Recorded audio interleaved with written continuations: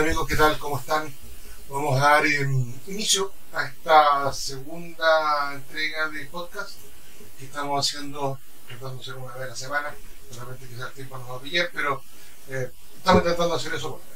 Mira, hablamos la semana pasada sobre la batalla de Chacabuco y la importancia que tuvo para dar inicio a lo que se llamó la Patria Nueva. Pero antes de entrar en ese detalle, quiero hacer lo que los gringos llaman disclaimer, una aclaración. El análisis histórico que estamos haciendo para estos podcasts es intentarnos ponernos en la era, en los tiempos de la ocurrencia, cuando sucedieron los hechos. Es decir, intentamos ver la historia con los ojos de la época.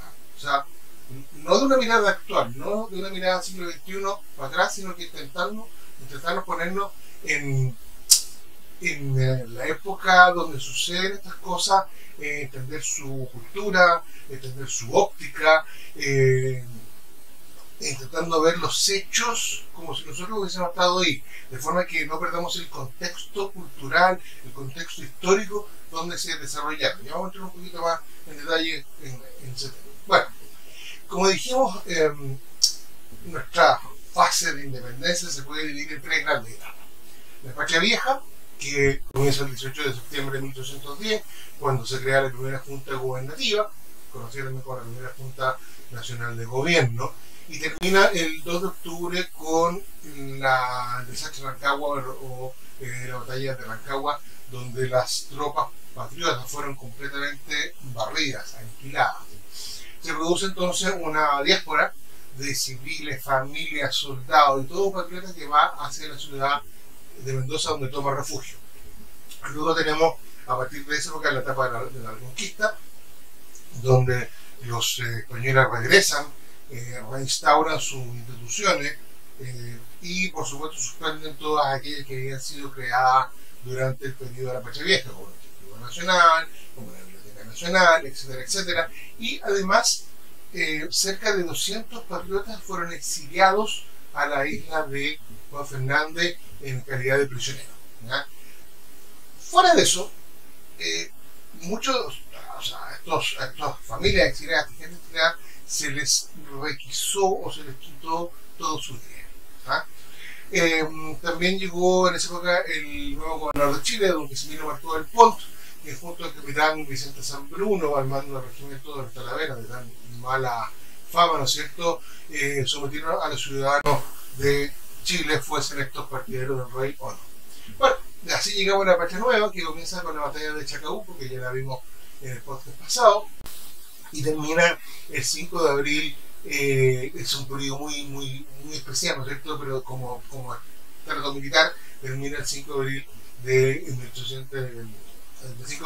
1818, bien digo, con la batalla de Maipo, ¿ya?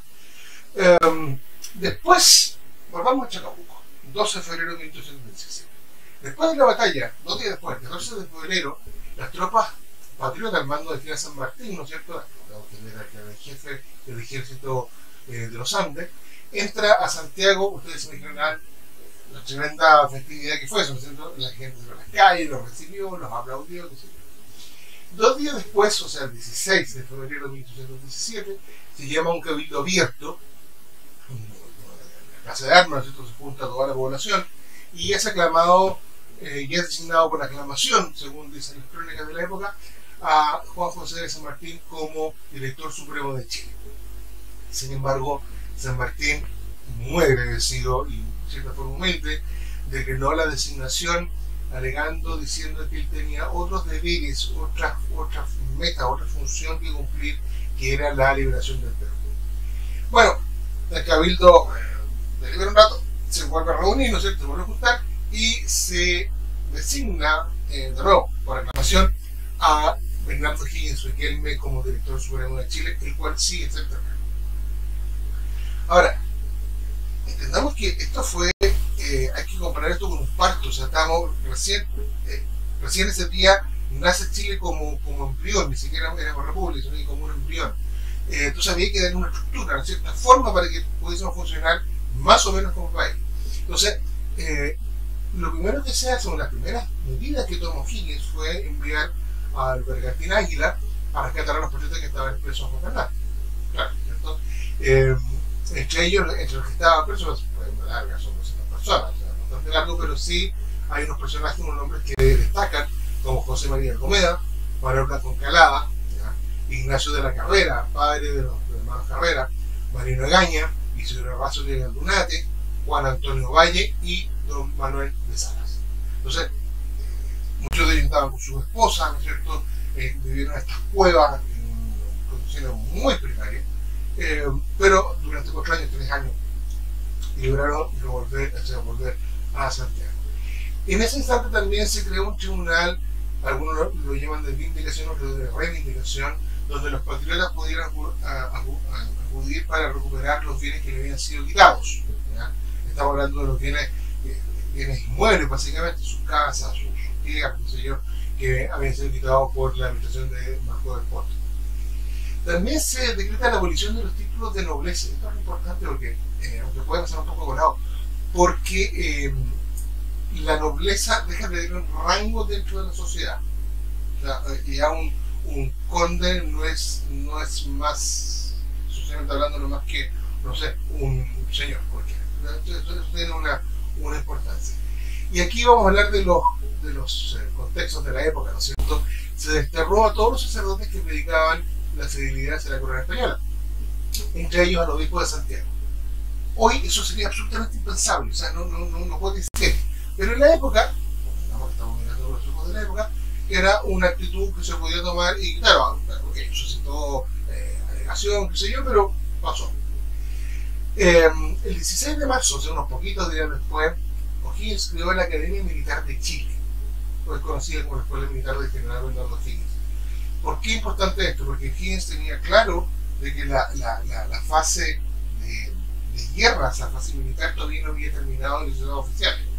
Tan simple como eso, ¿cierto?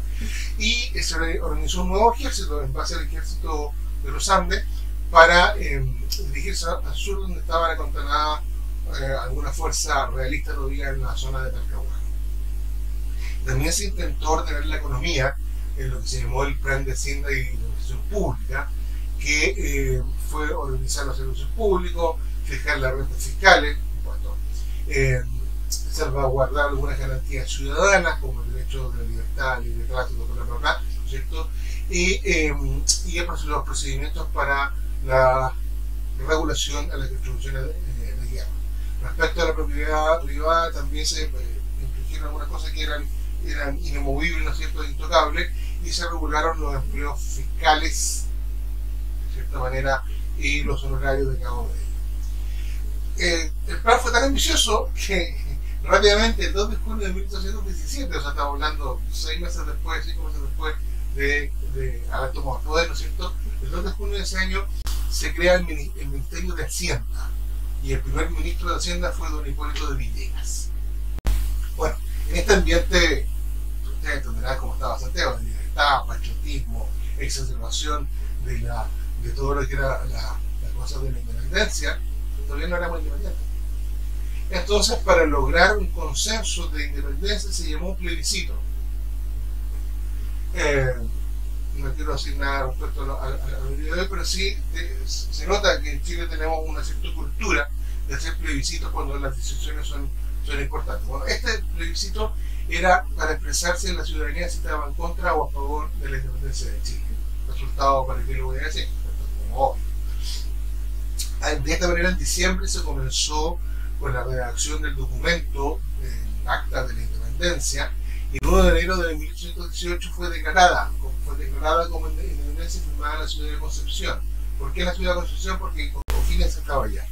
Luego, el 2 de febrero se ratifica, por decir algunas correcciones, ¿no es cierto? Se ratifica esta carta fundamental, y el 12 de febrero, es importante, 12 de febrero de 1818, un año después de la batalla de Chacabuco, se promulga de forma oficial la independencia de Chile del Reino de España. O sea, Chile nace como nación, como república independiente, oficialmente el 12 de febrero de 1818.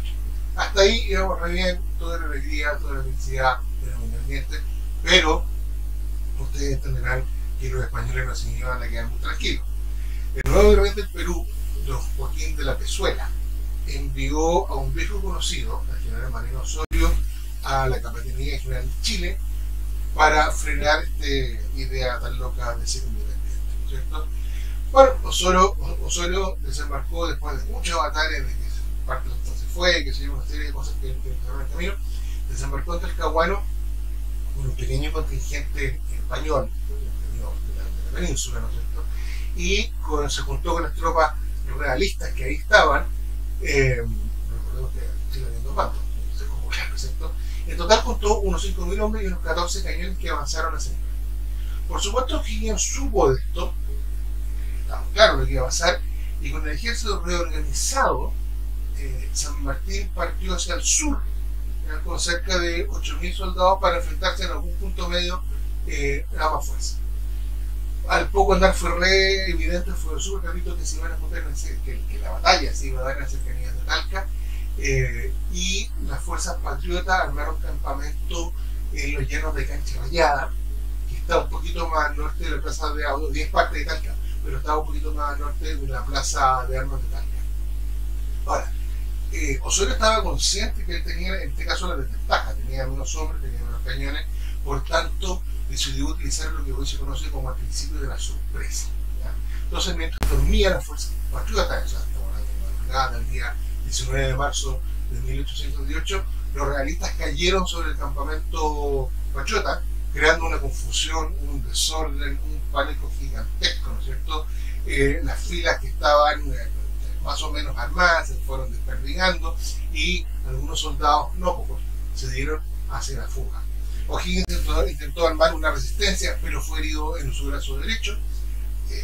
Sin escuchar los consejos de sus oficiales, de su adláteres, siguió combatiendo, pero rápidamente se dio cuenta que estaba siendo rodeado por los realistas y fue rescatado O'Higgins de esa complicada situación por el comandante de Santiago Güera, como su Güera, ¿no es cierto? Y un mayor de origen francés llamado Benjamín Viel, que es el padre del capitán Oscar Viel Toro.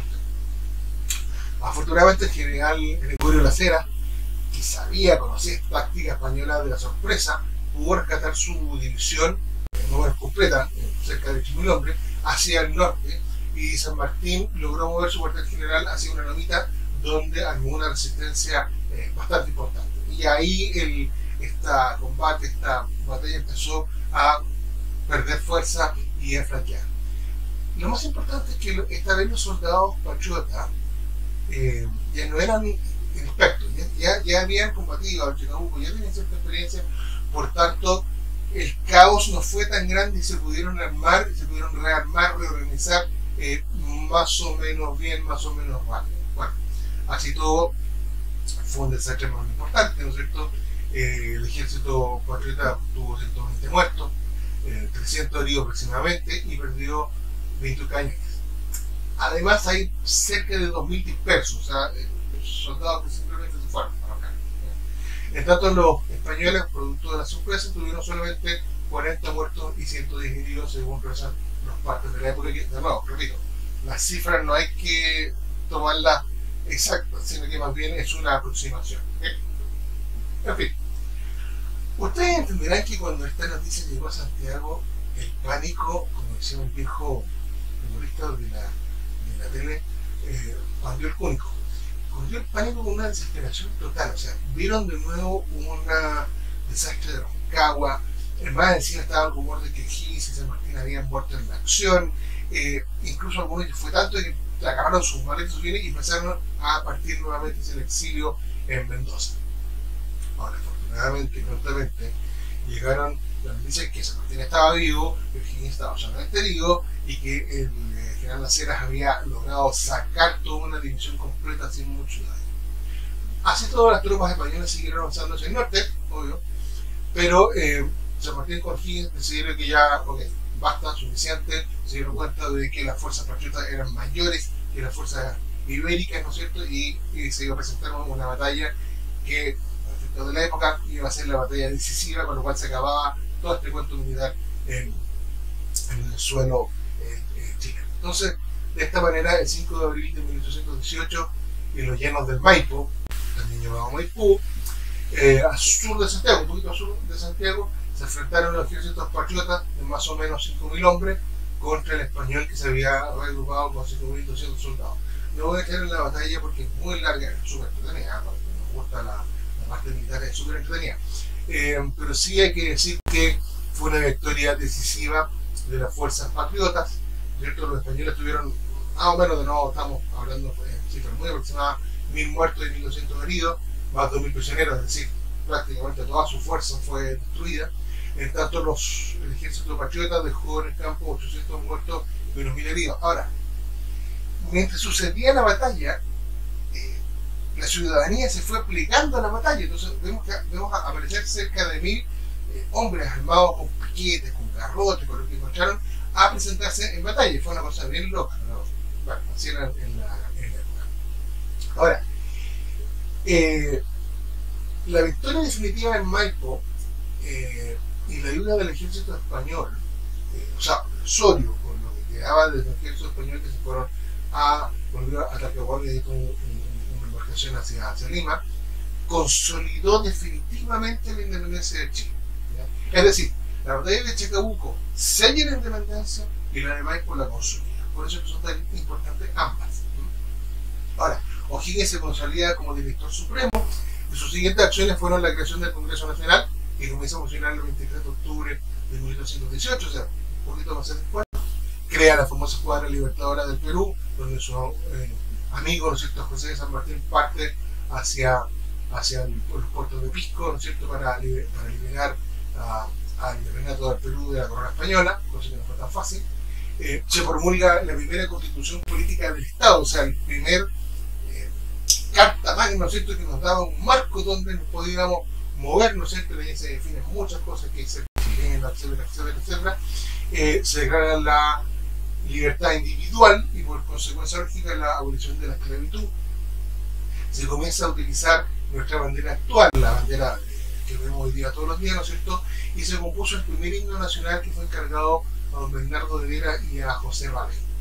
Ahora, las tensiones entre el Senado y la República, ¿no es cierto?, entre O'Higgins y el Senado de la República, lo llevaron a renunciar el 28 de enero de 1823, o sea, estuvo prácticamente 5 años en el poder. Y con esta acción, con su renuncia, se da por terminada la fase de la Pacha Nueva, o sea, se da por terminada toda la fase de la independencia de Chile, ¿no es cierto?, todo este desarrollo. Y O'Higgins entrega a su sucesor, ¿no es cierto?, un país independiente, un país medianamente organizado, donde quedaba solamente un único foco de resistencia española en el continente sudamericano, que fue en la isla de Chiloé, y que eso se soluciona, se subsana, o los españoles se retiran de esta zona del mundo en 1827 con el Tratado de Talcahuano. Así que, amigos míos, con esto cerramos el proceso de la independencia por completo, y nuestro próximo podcast va a ser algo muy romántico. Vamos a hablar del Día del Amor, el 14 de febrero de 1879, que no tiene nada que ver con el Día del Amor, sin duda alguna, pero sí tiene que ver, es muy importante para nuestro país, y vamos a ir viendo por qué. Así que, bueno, eso, que estén muy bien, que disfruten en la semana, cuídense mucho. Chao, chao.